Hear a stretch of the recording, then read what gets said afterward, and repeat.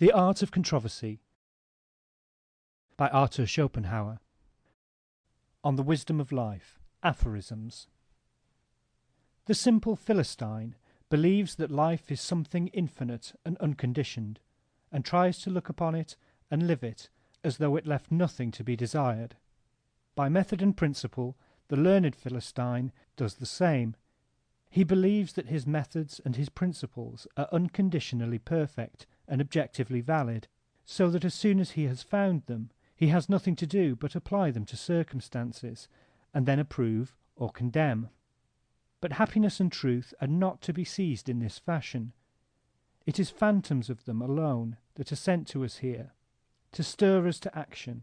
The average man pursues the shadow of happiness with unwearied labour, and the thinker the shadow of truth, and both, though phantoms are all they have, possess in them as much as they can grasp. Life is a language in which certain truths are conveyed to us. Could we learn them in some other way, we should not live. Thus it is that wise sayings and prudential maxims will never make up for the lack of experience, or be a substitute for life itself. Still they are not to be despised, for they too are a part of life. Nay, they should be highly esteemed and regarded as the loose pages which others have copied from the book of truth, as it is imparted by the spirit of the world. But they are pages which must needs be imperfect, and can never replace the real living voice. Still less can this be so, when we reflect that life, or the book of truth, speaks differently to us all. Like the apostles, who preached at Pentecost, and instructed the multitude, appearing to each man to speak in his own tongue.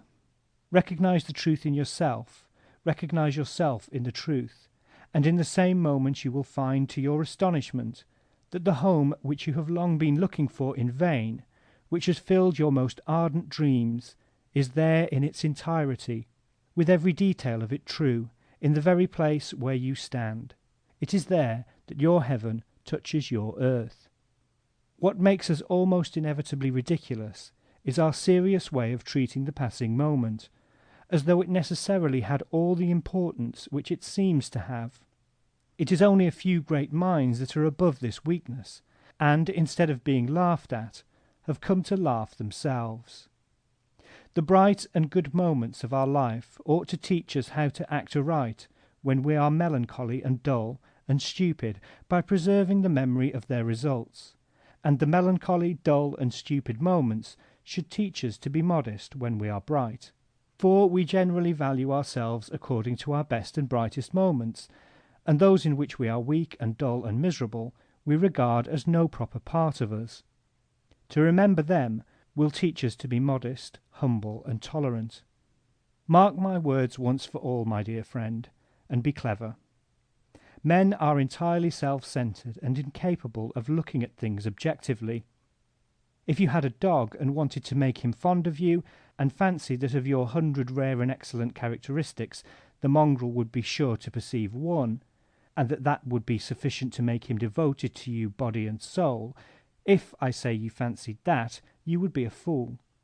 Pat him, give him something to eat, and for the rest, be what you please. He will not in the least care, but will be your faithful and devoted dog. Now, believe me, it is just the same with men, exactly the same. As Goethe says, man or dog, it is a miserable wretch. Denn ein erbärmlicher Schuft, so wie der Mensch ist der Hund. If you ask why these contemptible fellows are so lucky, it is just because in themselves and for themselves and to themselves they are nothing at all. The value which they possess is merely comparative. They exist only for others. They are never more than means. They are never an end and object in themselves. They are mere bait, set to catch others. Footnote. All this is very euphemistically expressed in the Sophoclean verse Charis charin gar estin ha tictus ai. End footnote. I do not admit that this rule is susceptible of any exception, that is to say, complete exceptions. There are, it is true, men, though they are sufficiently rare, who enjoy some subjective moments, Nay, there are perhaps some who for every 100 subjective moments enjoy a few that are objective, but a higher state of perfection scarcely ever occurs. But do not take yourself for an exception. Examine your love, your friendship, and consider if your objective judgments are not mostly subjective judgments in disguise. Consider if you duly recognize the good qualities of a man who is not fond of you. Then be tolerant. Confound it, it is your duty. As you are so self-centered, recognize your own weakness. You know that you cannot like a man who does not show himself friendly to you. You know that he cannot do so for any length of time unless he likes you, and that he cannot like you unless you show that you are friendly to him. Then do it.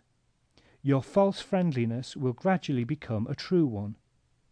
Your own weakness and subjectivity must have some illusion. This is really an a priori justification of politeness, but I could give a still deeper reason for it. Consider that chance, which, with error its brother, and folly its aunt, and malice its grandmother, rules in this world, which every year and every day by blows great and small embitters the life of every son of earth, and yours too. Consider, I say, that it is to this wicked power that you owe your prosperity and independence, for it gave you what it refused to many thousands, just to be able to give it to individuals like you. Remembering all this, you will not behave as though you had a right to the possession of its gifts, but you will perceive what a capricious mistress it is that gives you her favours, and therefore when she takes it into her head to deprive you of some or all of them, you will not make a great fuss about her injustice, but you will recognize that what chance gave, chance has taken away. If needs be, you will observe that this power is not quite so favourable to you as she seemed to be hitherto. Why, she might have disposed not only of what she gave you, but also of your honest and hard-earned gains. But if chance still remains so favourable to you as to give you more than almost all others whose path in life you may care to examine, oh, be happy. Do not struggle for the possession of her presents. Employ them properly. Look upon them as property held from a capricious lord. Use them wisely and well. The Aristotelian principle of keeping the mean in all things is ill-suited to the moral law for which it was intended, but it may easily be the best general rule of worldly wisdom, the best precept for a happy life. For life is so full of uncertainty, there are on all sides so many discomforts, burdens, sufferings, dangers, that a safe and happy voyage can be accomplished only by steering carefully through the rocks. As a rule, the fear of the ills we know drives us into the contrary ills. The pain of solitude, for example, drives us into society, and the first society that comes. The discomforts of society drive us into solitude. We exchange a forbidding demeanour for incautious confidence, and so on. It is ever the mark of folly to avoid one vice by rushing into its contrary. Stultidum vitant vitia, in contraria currunt. Or else we think that we shall find satisfaction in something and spend all our efforts on it, and thereby we omit to provide for the satisfaction of 100 other wishes which make themselves felt at their own time. One loss and omission follows another, and there is no end to the misery. Maiden agam and nil admirari are therefore excellent rules of worldly wisdom. We often find that people of great experience are the most frank and cordial in their intercourse with complete strangers, in whom they have no interest whatever. The reason of this is that men of experience know that it is almost impossible for people who stand in any sort of mutual relation to be sincere and open with one another, but that there is always more or less of a strain between them due to the fact that they are looking after their own interests, whether immediate or remote. They regret the fact, but they know that it is so. Hence they leave their own people, rush into the arms of a complete stranger, and in happy confidence open their hearts to him. Thus it is that monks and the like, who have given up the world and are strangers to it, are such good people to turn to for advice. It is only by practicing mutual restraint and self-denial that we can act and talk with other people, and therefore, if we have to converse at all, it can only be with a feeling of resignation. For if we seek society, it is because we want fresh impressions. These come from without, and are therefore foreign to ourselves. If a man fails to perceive this, and when he seeks the society of others is unwilling to practice resignation, and absolutely refuses to deny himself, nay, demands that others, who are altogether different from himself, shall nevertheless be just what he wants them to be for the moment, according to the degree of education which he has reached, or according to his intellectual powers or his mood, the man, I say, who does this, is in contradiction with himself. For while he wants someone who shall be different from himself, and wants him just because he is different, for the sake of society and fresh influence, he nevertheless demands that this other individual shall precisely resemble the imaginary creature who accords with his mood, and have no thoughts but those which he has himself. Women are very liable to subjectivity of this kind, but men are not free from it either. I observed once to Goethe, in complaining of the illusion and vanity of life, that when a friend is with us, we do not think the same of him as when he is away. He replied, yes, because the absent friend is yourself, and he exists only in your head, whereas the friend who is present has an individuality of his own, and moves according to laws of his own, which cannot always be in accordance with those which you form for yourself. A good supply of resignation is of the first importance in providing for the journey of life. It is a supply which we shall have to extract from disappointed hopes, and the sooner we do it, the better for the rest of the journey. How should a man be content so long as he fails to obtain complete unity in his inmost being? For as long as two voices alternately speak to him, what is right for one must be wrong for the other. Thus he is always complaining. But has any man ever been completely at one with himself? Nay, is not the very thought a contradiction? For that a man shall attain this inner unity is the impossible and inconsistent pretension put forward by almost all philosophers. Footnote: Audacta licet profitiaris, summum bonum esse animi concordian. Seneca. End footnote. For as a man it is natural to him to be at war with himself as long as he lives. While he can be only one thing thoroughly, he has all the disposition to be everything else, and the inalienable possibility of being it. He has made his choice of one thing, and the other possibilities are always open to him and are constantly claiming to be realized, and he has therefore to be continuously keeping them back, and to be overpowering and killing them as long as he wants to be that one thing. For example, if he wants to think only, and not act and do business, the disposition to the latter is not thereby destroyed all at once, but as long as the thinker lives, he has every hour to keep on killing the acting and pushing man that is within him, always battling with himself, as though he were a monster whose head is no sooner struck off than it grows again. In the same way, if he is resolved to be a saint, he must kill himself so far as he is a being that enjoys and is given over to pleasure.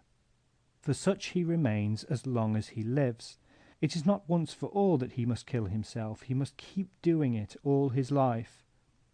If he has resolved upon pleasure, whatever be the way in which it is to be obtained, his lifelong struggle is with a being that desires to be pure and free and holy. For the disposition remains, and he has to kill it every hour. And so on in everything, with infinite modifications. It is now one side of him and now the other that conquers. He himself is the battlefield. If one side of him is continually conquering, the other is continually struggling, for its life is bound up with his own, and as a man he is the possibility of many contradictions. How is inner unity even possible under such circumstances? It exists neither in the saint nor in the sinner, or rather, the truth is that no man is wholly one or the other. For it is men that they have to be, that is, luckless beings, fighters and gladiators in the arena of life. To be sure, the best thing he can do is to recognize which part of him smarts the most under defeat, and let it always gain the victory. This he will always be able to do by the use of his reason, which is an ever-present fund of ideas. Let him resolve of his own free will to undergo the pain which the defeat of the other part involves. This is character. For the battle of life cannot be waged free from all pain. It cannot come to an end without bloodshed. And in any case a man must suffer pain, for he is the conquered as well as the conqueror. Haec est vivendi conditio. The clever man, when he converses, will think less of what he is saying than of the person with whom he is speaking, for then he is sure to say nothing which he will afterwards regret. He is sure not to lay himself open nor to commit an indiscretion, but his conversation will never be particularly interesting. An intellectual man readily does the opposite, and with him the person with whom he converses is often no more than the mere occasion of a monologue, and it often happens that the other then makes up for his subordinate rôle by lying in wait for the man of intellect and drawing his secrets out of him. Nothing betrays less knowledge of humanity than to support that, if a man has a great many friends, it is a proof of merit and intrinsic value, as though men gave their friendship according to value and merit, as though they were not rather just like dogs, which love the person that pats them and gives them bits of meat, and never trouble themselves about anything else. The man who understands how to pat his fellows best, though they be the nastiest brutes, that's the man who has many friends. It is the converse that is true. Men of great intellectual worth, or still more men of genius, can only have very few friends, for their clear eye soon discovers all defects, and their sense of rectitude is always being outraged afresh by the extent and horror of them. It is only extreme necessity that compels such men not to betray their feelings, or even to stroke the defects as if they were beautiful additions. Personal love, for we are not speaking of the reverence which is gained by authority, cannot be won by a man of genius unless the gods have endowed him with an indestructible cheerfulness of temper, a glance that makes the world look beautiful, or unless he has succeeded by degrees in taking men exactly as they are, that is to say, in making a fool of the fools, as is right and proper. On the heights we must expect to be solitary.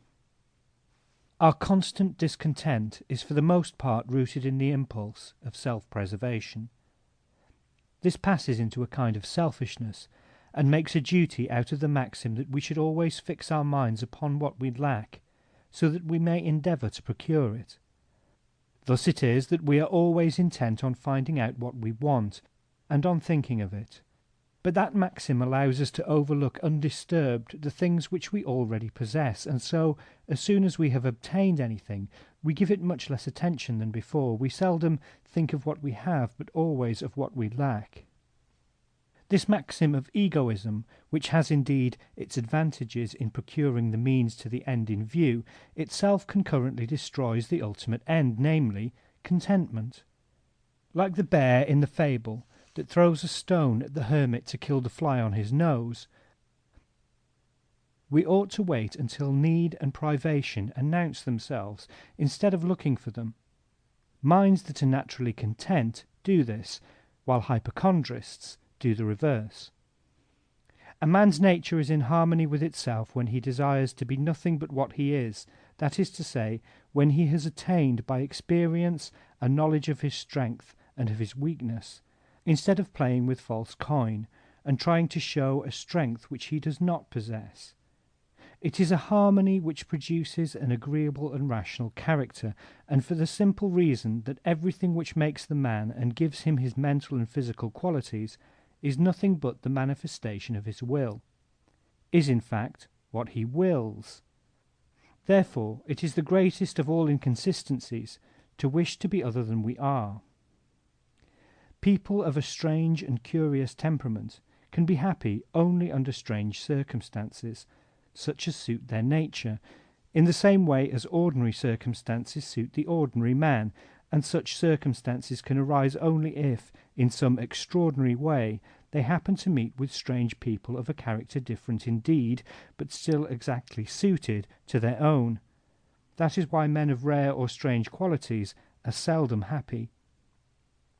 All this pleasure is derived from the use and consciousness of power, and the greatest of pains that a man can feel is to perceive that his powers fail just when he wants to use them.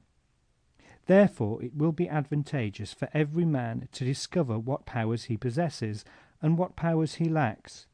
Let him, then, develop the powers in which he is preeminent, and make a strong use of them. Let him pursue the path where they will avail him, and even though he has to conquer his inclinations, let him avoid the path where such powers are requisite as he possesses only in a low degree. In this way he will often have a pleasant consciousness of strength, and seldom a painful consciousness of weakness, and it will go well with him. But if he lets himself be drawn into efforts demanding a kind of strength quite different from that in which he is preeminent, he will experience humiliation, and this is perhaps the most painful feeling with which a man can be afflicted. Yet there are two sides to everything. The man who has insufficient self-confidence in a sphere where he has little power, and is never ready to make a venture, will on the one hand not even learn how to use the little power that he has, and on the other, in a sphere in which he would at least be able to achieve something, there will be a complete absence of effort, and consequently of pleasure. This is always hard to bear, for a man can never draw a complete blank in any department of human welfare without feeling some pain. As a child, one has no conception of the inexorable character of the laws of nature, and the stubborn way in which everything persists in remaining what it is. The child believes that even lifeless things are disposed to yield to it, perhaps because it feels itself one with nature, or from the mere acquaintance with the world believes that nature is disposed to be friendly. Thus it was that when I was a child, and had thrown my shoe into a large vessel full of milk, I was discovered entreating the shoe to jump out.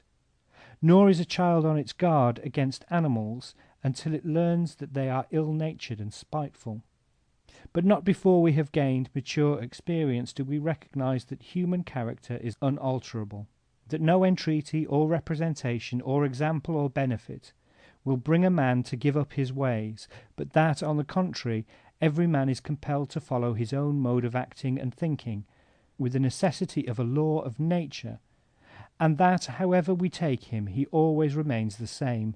It is only after we have obtained a clear and profound knowledge of this fact that we give up trying to persuade people or to alter them and bring them round to our way of thinking. We try to accommodate ourselves to theirs instead, so far as they are indispensable to us, and to keep away from them so far as we cannot possibly agree. Ultimately, we come to perceive that even in matters of mere intellect, although its laws are the same for all, and the subject as opposed to the object of thought does not really enter into individuality, there is nevertheless no certainty that the whole truth of any matter can be communicated to anyone, or that anyone can be persuaded or compelled to assent to it, because, as Bacon says, intellectus humanus luminis sici non est. The light of human intellect is coloured by interest and passion.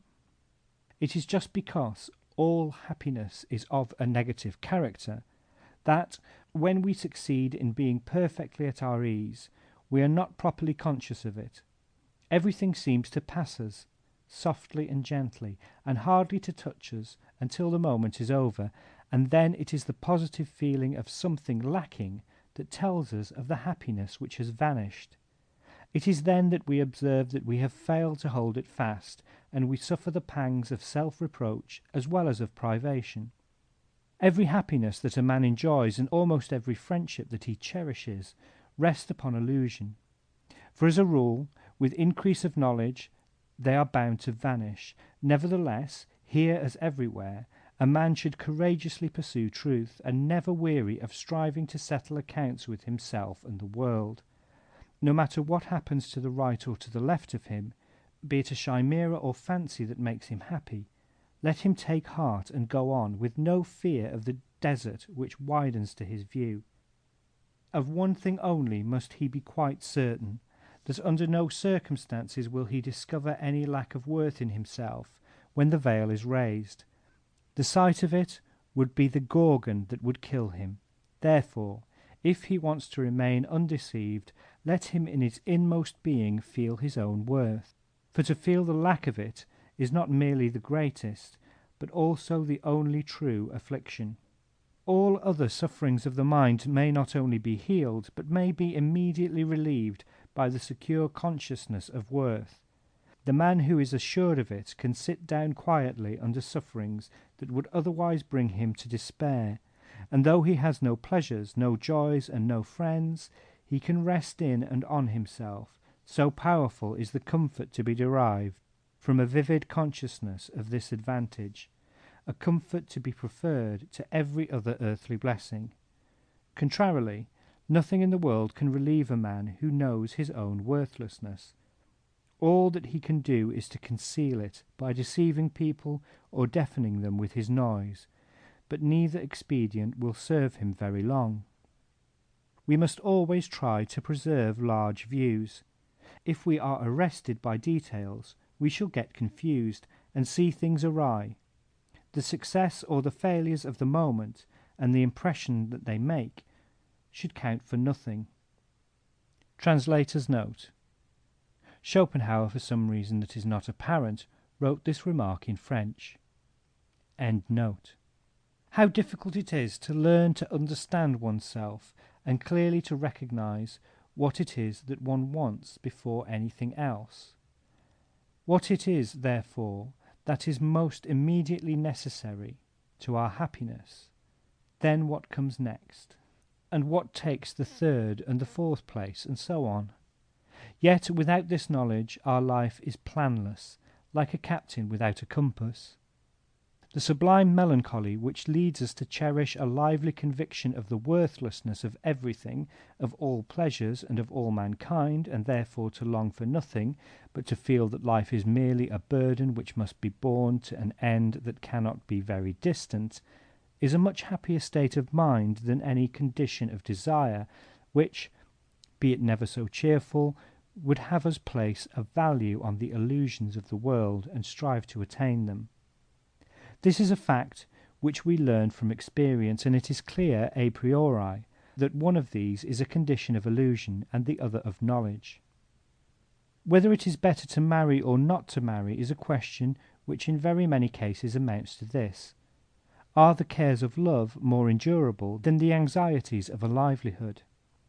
Marriage is a trap which nature sets for us. Translator's note. Also in French. End note. Poets and philosophers, who are married men, incur by that very fact the suspicion that they are looking to their own welfare and not to the interests of science and art. Habit is everything, hence to be calm and unruffled is merely to anticipate a habit, and it is a great advantage not to need to form it. Quote, "Personality is the element of the greatest happiness." End quote. Since pain and boredom are the two chief enemies of human happiness, nature has provided our personality with a protection against both. We can ward off pain, which is more often of the mind than of the body, by cheerfulness, and boredom by intelligence. But neither of these is akin to the other, nay, in any high degree they are perhaps incompatible. As Aristotle remarks, genius is allied to melancholy, and people of very cheerful disposition are only intelligent on the surface. The better, therefore, anyone is, by nature, armed against one of these evils, the worse, as a rule, is he armed against the other. There is no human life that is free from pain and boredom, and it is a special favour on the part of fate if a man is chiefly exposed to the evil against which nature has armed him the better, if fate, that is, sends a great deal of pain where there is a very cheerful temper in which to bear it, and much leisure where there is much intelligence, but not vice versa. For if a man is intelligent, he feels pain doubly or trebly, and a cheerful but unintellectual temper finds solitude and unoccupied leisure altogether unendurable. In the sphere of thought, absurdity and perversity remain the masters of this world, and their dominion is suspended only for brief periods. Nor is it otherwise in art, for their genuine work, seldom found and still more seldom appreciated, is again and again driven out by dullness, insipidity, and affectation. It is just the same in the sphere of action. Most men, says Bias, are bad. Virtue is a stranger in this world, and boundless egoism, cunning, and malice are always the order of the day. It is wrong to deceive the young on this point, for it will only make them feel later on that their teachers were the first to deceive them. If the object is to render the pupil a better man by telling him that others are excellent, it fails, and it would be more to the purpose to say, most men are bad, it is for you to be better.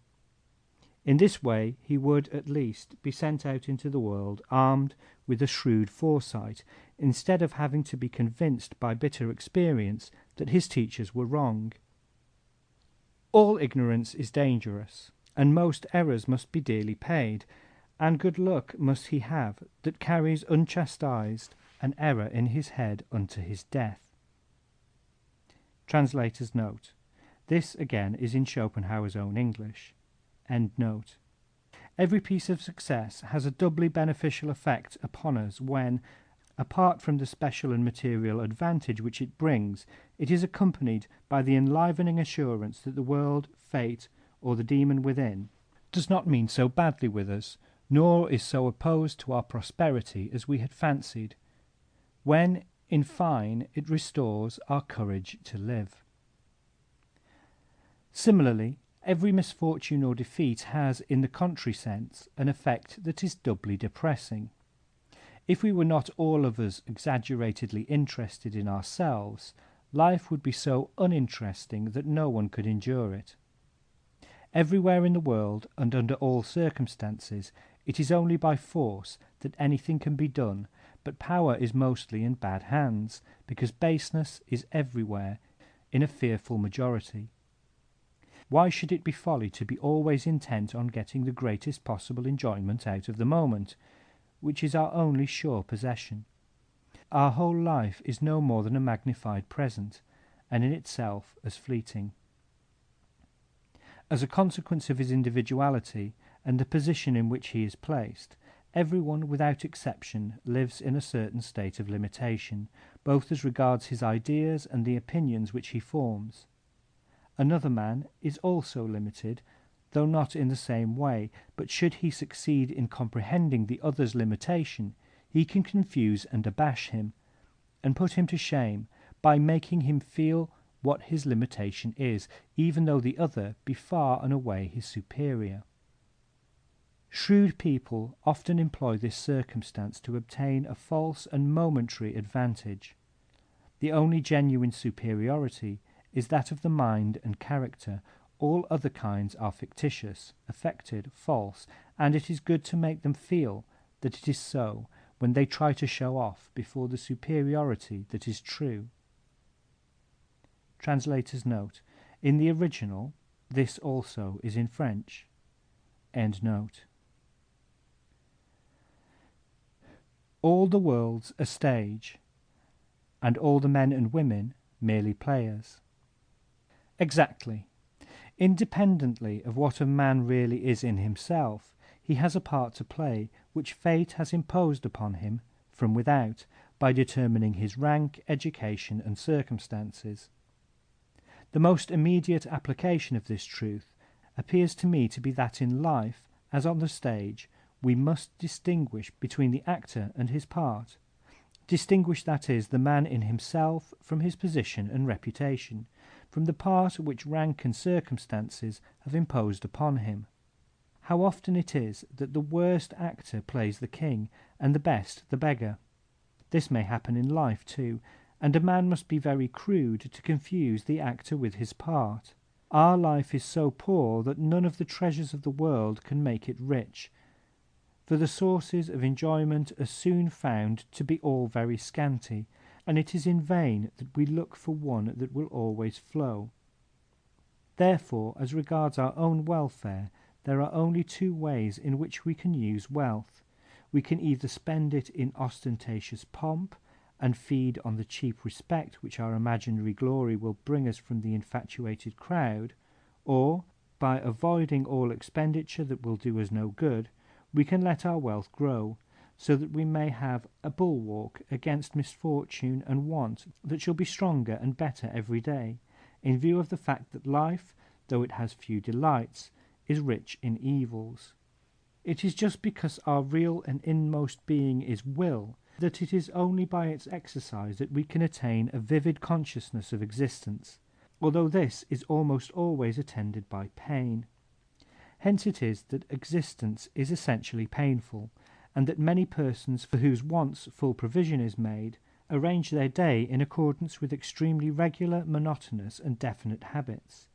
By this means they avoid all the pain which the movement of the will produces, but on the other hand their whole existence becomes a series of scenes and pictures that mean nothing. They are hardly aware that they exist. Nevertheless, it is the best way of settling accounts with life, so long as there is sufficient chance to prevent an excessive feeling of boredom. It is much better still if the Muses give a man something worthy of occupation, so that the pictures which fill his consciousness have some meaning, and yet not a meaning that can be brought into any relation with his will. A man is wise only on condition of living in a world of fools. End of section 9.